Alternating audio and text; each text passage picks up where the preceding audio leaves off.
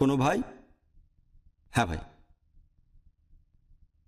3 দিন আগে হিন্দুস্তান টাইমসে একটি লেখা বেরিয়েছে, যেখানে যে বিষয়ে লেখা হয়েছে সেটি হলো ওবিসি বিষয়ক একটি বিষয় লেখা হয়েছে। একটি কারণ দেখানো হয়েছে অতীতের কিছু কাহিনী এবং অতীত শ্রেণী বিভাজন, এবং এখানে একটি উদ্ধৃতি উল্লেখ করা হয়েছে মনুস্মৃতি থেকে, যেখানে ব্রাহ্মণরা এসেছে মাথা বা মুখ থেকে এবং নিম্ন শ্রেণীরা এসেছে পা থেকে। এবং আমি শুধু জানতে চাই যে মনুস্মৃতি কি, তার অবস্থান কি ছিল।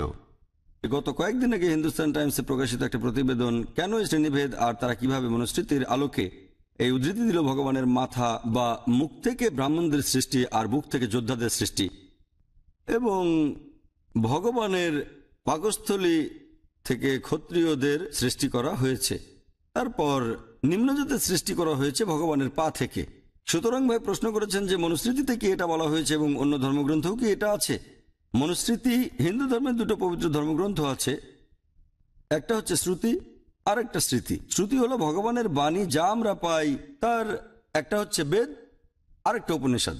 আর স্মৃতি হলো সেই সব বই যা মানুষের লেখা এবং যা আমরা পাই, ইতিহাস, মহাভারত, রামায়ণ এবং পুরাণ, এমনকি মনুস্মৃতিও, এগুলোকে বলা হয় ধর্মশাস্ত্র। এই ধর্মগ্রন্থ হলো মানুষের লেখা, যা একটা দিক নির্দেশনা কিভাবে মানুষের জীবন চালানো উচিত একাকী, সমাজে এবং কমিউনিটিতে। তাই স্বাভাবিকভাবে এগুলো বেদ এবং ধর্মগ্রন্থের চেয়ে অনেক হালকা। আর ধর্মগ্রন্থের মধ্যে মনুস্মৃতি হচ্ছে সবচেয়ে নিম্ন স্তরের ধর্মগ্রন্থ। কিন্তু এই সব ধর্মগ্রন্থ অনুযায়ী ভগবান তার মাথা বা মুখ বা চেহারা বা পা থেকে শূদ্রদের এর উল্লেখ রয়েছে অন্য ধর্মগ্রন্থ। হ্যাঁ, এটা হিন্দুদের অন্য ধর্মগ্রন্থ আছে, এমনকি বেদেও।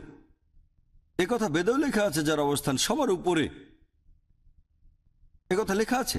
কোনটা ঠিক ভুল সেটা পরের বিষয়, কিন্তু একথা বেদেও লেখা আছে যে মুখ থেকেই ভগবান ব্রাহ্মণদের সৃষ্টি করেছেন এবং পা থেকে শূদ্রদের।